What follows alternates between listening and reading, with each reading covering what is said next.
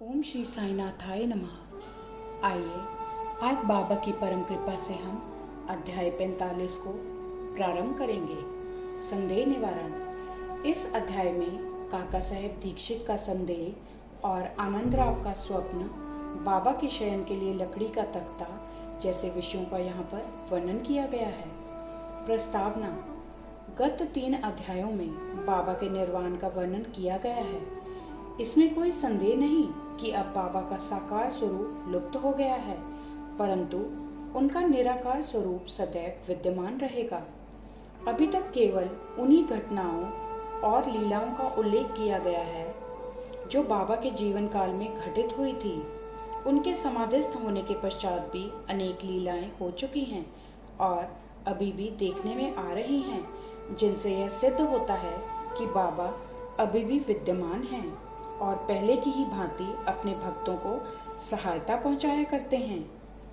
बाबा के जीवन काल में जिन व्यक्तियों को उनका सानिध्य या सत्संग प्राप्त हुआ, यथार्थ में उनके भाग्य की सराहना कौन कर सकता है।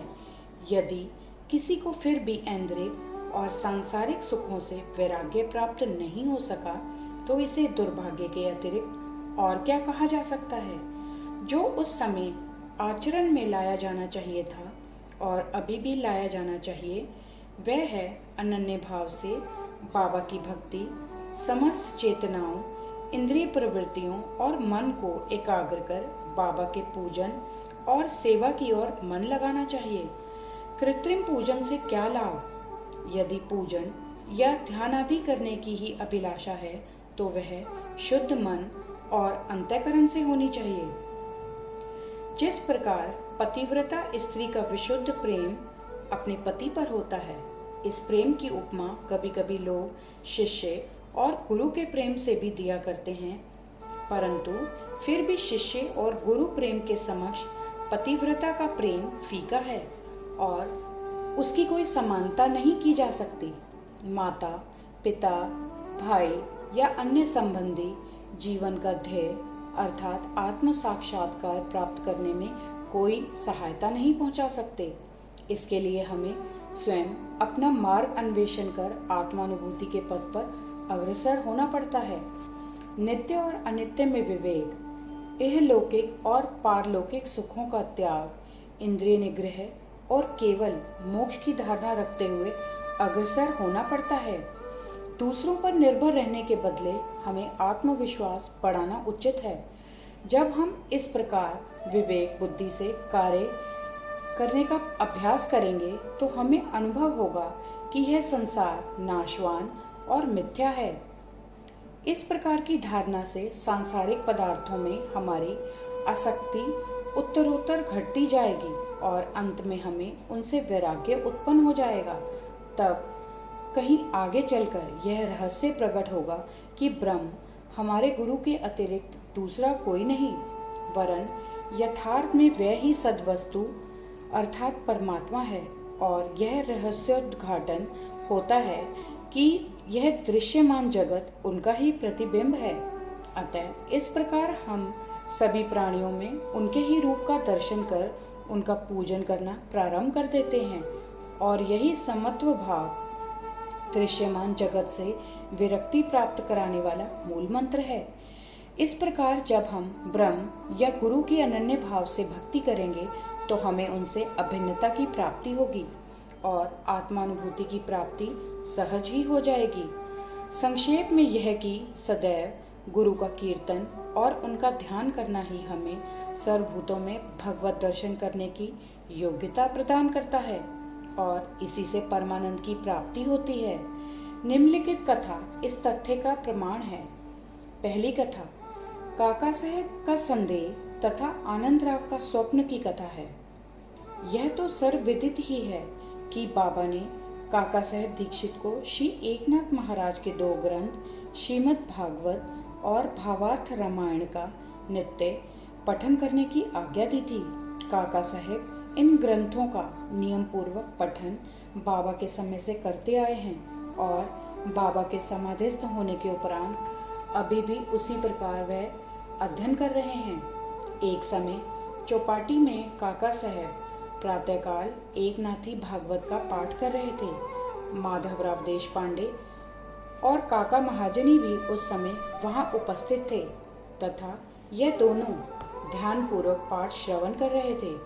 उसी समय 11वें स्कंद के द्वितीय अध्याय का वांचन चल रहा था, जिसमें नवनाथ अर्थात ऋषभ वंश के सिद्ध यानी कवि, हरि, अंतरिक्ष, प्रबुद्ध, पिप्पलायन, आविहोर, द्रुमिल, चमस और करभाजन का वर्णन है, जिन्होंने भागवत धर्म की महिमा राजा जनक को समझाई थी। राजा जनक ने इन नवनाथों से बहुत महत्वपूर्ण प्रश्न पूछे और इन सभी ने उनकी शंकाओं का बड़ा संतोषजनक समाधान किया था। अर्थात कवि ने भागवत धर्म, हरि ने भक्ति की विशेषताएं, अंतरिक्ष ने माया क्या है, प्रबुद्ध ने माया से मुक्त होने की विधि, पिप्पलायन ने परब्रह्म के स्वरूप, आर्विहोत ने कर्म के स्वरूप, द्रुमिल ने परमात्मा के अवतार और उसके कार्य, चमस ने नास्तिक की मृत्यु के पश्चात की गति एवं करभाजन ने कलिकाल में भक्ति की पद्धतियों का यथाविधि वर्णन किया। इन सब का अर्थ यही था कि कलयुग में मोक्ष प्राप्त करने का एकमात्र साधन केवल हरि कीर्तन या गुरु चरणों का चिंतन ही है। पठन समाप्त होने पर काका साहब बहुत निराशापूर्ण स्वर में माधवराव और अन्य लोगों से कहने लगे कि नवनाथों की भक्ति पद्धति का क्या कहना है, परंतु उसे आचरण में लाना कितना दुष्कर है। नाथ तो सिद्ध थे, परंतु हमारे समान मूर्खों में इस प्रकार की भक्ति का उत्पन्न होना क्या कभी संभव हो सकता है? अनेक जन्म धारण करने पर भी वैसी भक्ति की प्राप्ति नहीं हो सकती, तो फिर हमें मोक्ष कैसे प्राप्त हो सकेगा? ऐसा प्रतीत होता है कि हमारे लिए तो कोई आशा ही नहीं है। माधवराव को यह निराशावादी धारणा अच्छी न लगी। वह कहने लगे कि यह हमारा अहोभाग्य है कि जिसके फलस्वरूप ही हमें साईं सदृश अमूल्य हीरा हाथ लग गया है। तब फिर इस प्रकार निराशा का राग अलापना उचित नहीं है। यदि तुम्हें बाबा पर अटल विश्वास है तो फिर इस प्रकार चिंतित होने की आवश्यकता ही क्या है। माना कि नवनाथों की भक्ति अपेक्षाकृत अधिक दृढ़ और प्रबल होगी, परंतु क्या हम लोग भी प्रेम और स्नेह पूर्वक भक्ति नहीं कर रहे हैं? क्या बाबा ने अधिकारपूर्ण वाणी में नहीं कहा है कि श्री हरि या गुरु के नाम जाप से मोक्ष की प्राप्ति होती है? तब फिर भय और चिंता का स्थान ही कहाँ रह जाता है। परंतु फिर भी माधवराव के वचनों से काका साहब का समाधान न हुआ। वह फिर भी दिन भर व्यग्र और चिंतित ही बने रहे। यह विचार उनके मस्तिष्क में बार बार चक्कर काट रहा था कि किस विधि से नवनाथों के समान भक्ति की प्राप्ति संभव हो सकेगी। एक महाशय जिनका नाम आनंदराव पखाड़े था, माधवराव को ढूंढते ढूंढते वहां आ पहुंचे। उस समय भागवत का पठन हो रहा था। श्री पखाड़े भी माधवराव के समीप ही जाकर बैठ गए और उनसे धीरे धीरे कुछ वार्ता करने लगे। वह अपना स्वप्न माधवराव को सुना रहे थे। इनकी कानाफूसी के कारण पाठ में विघ्न उपस्थित होने लगा। अतः काका साहब ने पाठ स्थगित कर माधवराव से पूछा कि क्यों, क्या बात हो रही है। माधवराव ने कहा कि कल तुमने जो संदेह प्रकट किया था, यह चर्चा भी उसी का समाधान है। कल बाबा ने श्री पखाड़े को जो स्वप्न दिया है, उसे इनसे ही सुनो। इसमें बताया गया है कि विशेष भक्ति की कोई आवश्यकता नहीं, केवल गुरु को नमन या उनका पूजन करना ही पर्याप्त है। सभी को स्वप्न सुनने की तीव्र उत्कंठा थी और सबसे अधिक काका साहब को। सभी के कहने पर श्री पखाड़े अपना स्वप्न सुनाने लगे, जो इस प्रकार है। मैंने देखा कि मैं एक अथाह सागर में खड़ा हूँ। पानी मेरी कमर तक है और अचानक ही जब मैंने ऊपर देखा तो साईं बाबा के श्री दर्शन हुए। वह एक रतन जटित सिंहासन पर विराजमान थे और उनके श्री चरण जल के भीतर थे। यह सुंदर दृश्य और बाबा का मनोहर स्वरूप देख मेरा चित्त बड़ा प्रसन्न हुआ। इस स्वप्न को भला कौन स्वप्न कह सकेगा।